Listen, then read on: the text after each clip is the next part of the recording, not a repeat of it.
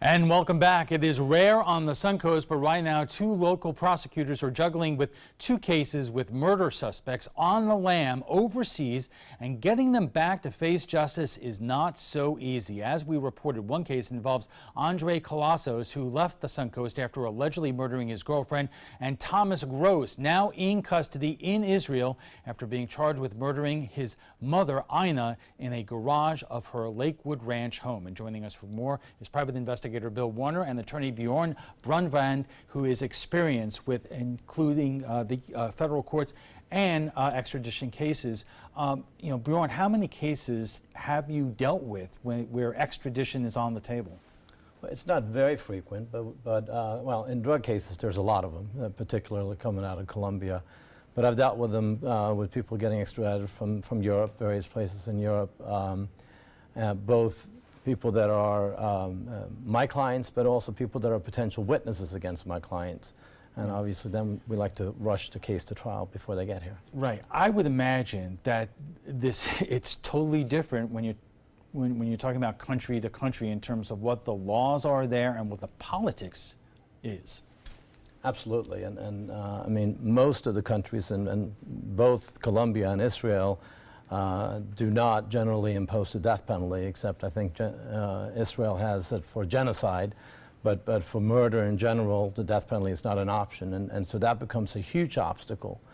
The other problem for Israel is they want to protect their citizens, and it used to be that if you were a citizen of Israel, you would not be extradited. In fact, 1997, there was a case out of Maryland where a young man became a citizen after he was accused of murder, fled to Israel, became a citizen, and 2 years later, the Israeli courts refused to extradite him. And this is a country which is among our best friends that we give billions of dollars in aid to on a yearly basis, but when it comes to extradition, in some cases when the death penalty is on the cases, it's a non-starter. Absolutely. Bill, you are dealing currently with a number of extradition cases, one of them dealing with a local man who fled to the West Bank?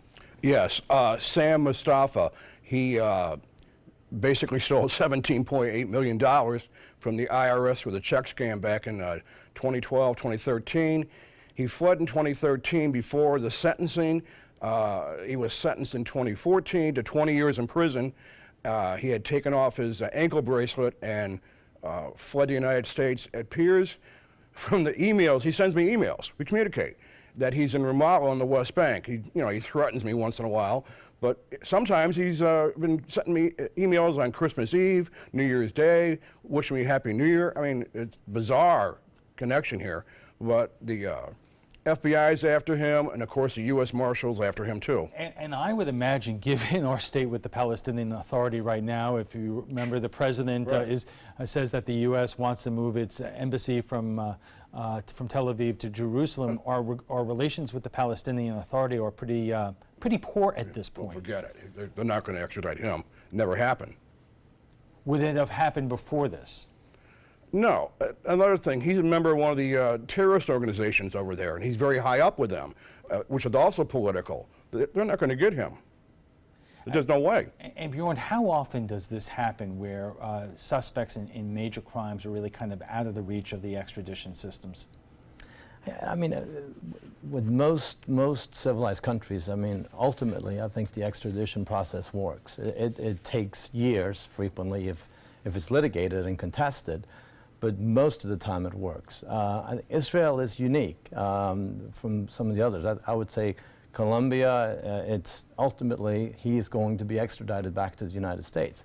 Israel, it could go either way. They may decide to keep him. All right, we are just getting warmed up. We'll have much more on the extradition process right after we check the first alert weather. Stay with us.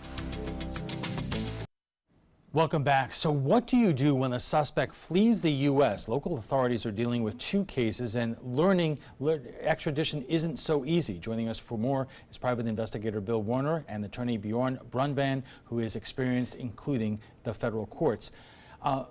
Bjorn, I would imagine that there are certain crimes where suspects have fled overseas that authorities are not going to go after, and that they will go after. How are those decisions made? I think a lot of times it depends on the prosecutor. I mean, the same crime may be viewed by one prosecutor as one that's not worthy of pursuing, while another may chase people, you know, using Facebook or other social media to actually locate them and bring them back. Generally, I think it is the more significant drug cases, the more significant fraud cases, and the murder cases that are generally going to be facing extradition regardless. Here's an interesting case. When I used to work in Connecticut, I reported on a case where a man shot somebody and was found guilty, and under the old law in Connecticut, you could stay out on bail waiting sentencing, and he took off.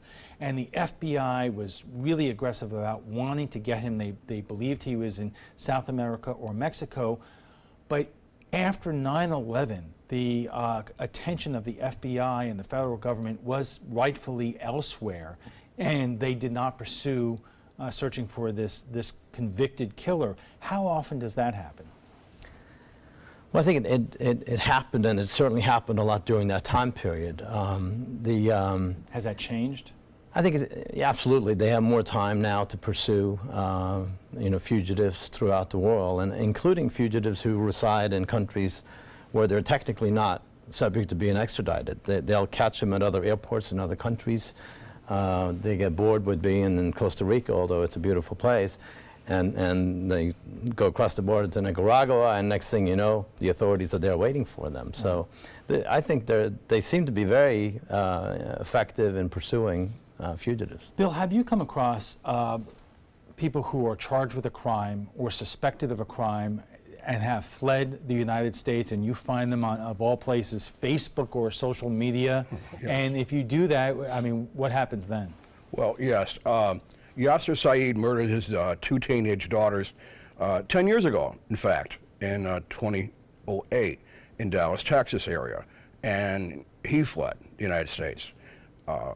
Recently, one of my contacts had sent me a link to a Facebook page in Cairo, Egypt, of the nephew of Yasser Saeed, who's on the FBI top 10 most wanted. And she said, you need to look at this photo. It appears to be Yasser Saeed with the nephew in Cairo. So I find the link, I go look at the link, and it sure looks like him. Everything matches, you know, the height, the weight, the mustache, the sunglasses. He always wears sunglasses, the watch, everything. And of course, I contacted the FBI right away in Tampa and also in Dallas, Texas office. And again, you know, it's a wait and see. It's a one-way street. I'll provide any information I find to law enforcement, and hopefully they can get this guy. Now, Egypt has a pretty liberal extradition treaty with the United States. They're one of the few Middle Eastern countries that do. So if they do find him, and also this brings into Interpol, the International Police Organization. They were involved in the arrest of Thomas Gross in Israel. So, you know, there's ways of getting these guys, one way or the other. Bjorn, what about our some of our best friends like the UK or Canada? Are they generally cooperative with authorities back here in the U.S.? They're generally cooperative, and I think, assuming that it's a valid extradition request, generally it's going to be recognized and it's going to be ordered. However, they do offer their citizens or their residents due process, and that can take years, from the lower courts all the way up through the appellate courts. Is there a strategy here for suspects overseas in terms of trying to wait the process out, or trying to get back and waive extradition and go to trial as quickly as possible? Absolutely. I mean, if you're facing murder charges, innocent or guilty, my thought would be that you're going to fight extradition unless you know that they, at the current time, have a problem as far as proving the case against them. If you are in Canada and England, I've had clients that were there or witnesses that were there who were released on bond pending the extradition process. They probably would be detained in custody here in the United States if they were extradited.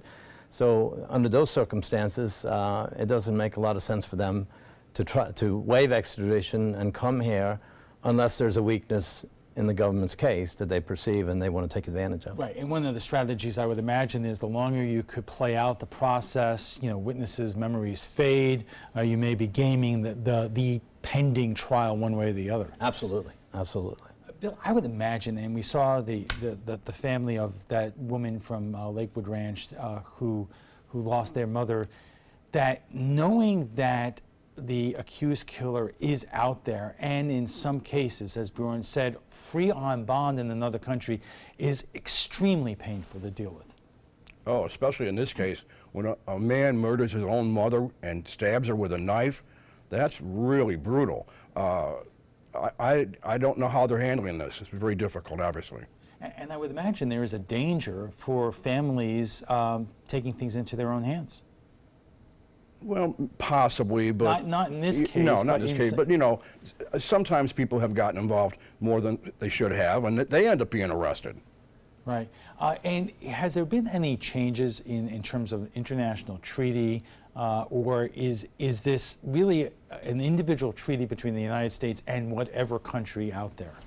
So, I believe it was in 1997, there was a young man in Maryland who was accused of murder. He had never lived in Israel. He was, his father was Israeli. After being accused, he fled the country and went to Israel, obtained citizenship and residency in Israel. And 2 years later, extradition was refused by the highest court in Israel. As a result of that case, so that was in 1999, as a result of that case, they tried to tighten up a little bit on the laws in Israel so that it would be easier to extradite someone to the United States. But to this day, if you're a citizen and a resident of Israel, it's my understanding they may allow you to be extradited, but they may also insist that you remain.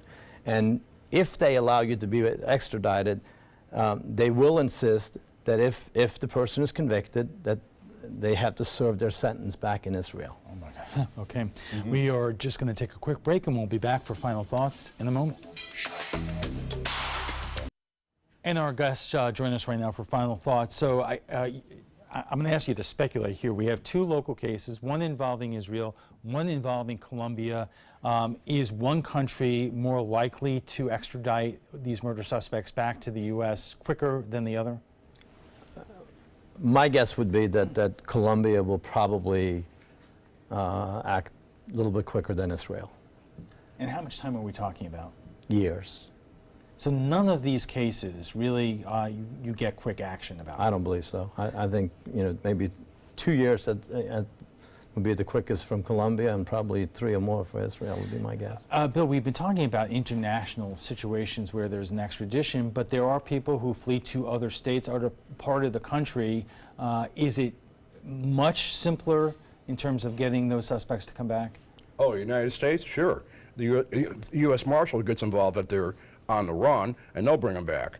But it's much easier in the United States, of course, obviously in another country. Sure. Right. And are there, in fact, a lot of cases where there are indictments on very serious criminal charges, Bjorn, that the United States and local authorities are never quite able to get a handle on suspects, even though they know exactly where they are?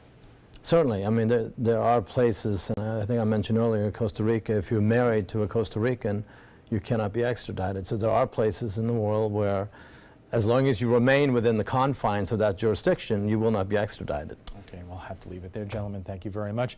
Before we go, we want to share with you what some of you had to say about last night's show on the CHIP program. The CHIP program provides health insurance to children whose parents earn too much for them to be qualified for Medicaid, but too little for it to be affordable when offered coverage by an employer. Congress, rushing to pass the GOP tax plan, ran out of time to re-up the program. So now it appears the program will run out of money here in Florida by the end of the month. We went to Facebook to get your thoughts, and Colette says continuing this program should be a no-brainer. Unfortunately, our Congress can't seem to get anything accomplished sensibly.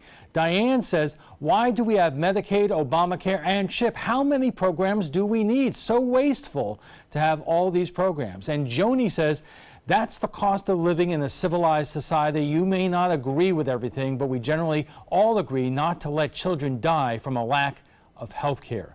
Well, if you'd like to join the conversation about tonight's topic, just visit our Facebook page at facebook.com/mysuncoast.com.abc7. And FYI, you can watch past discussions on demand. They're available on Apple TV, Amazon Fire, and Roku. And for the latest on local breaking news, don't forget to download the latest version of our app. If your current app doesn't work, it's expired. Just go to the App Store and re-download it by searching for WWSP or My Suncoast. We want to thank both our guests for being here today, Private Investigator Bill Warner and Attorney Bjorn Braun, who includes experience with the federal courts.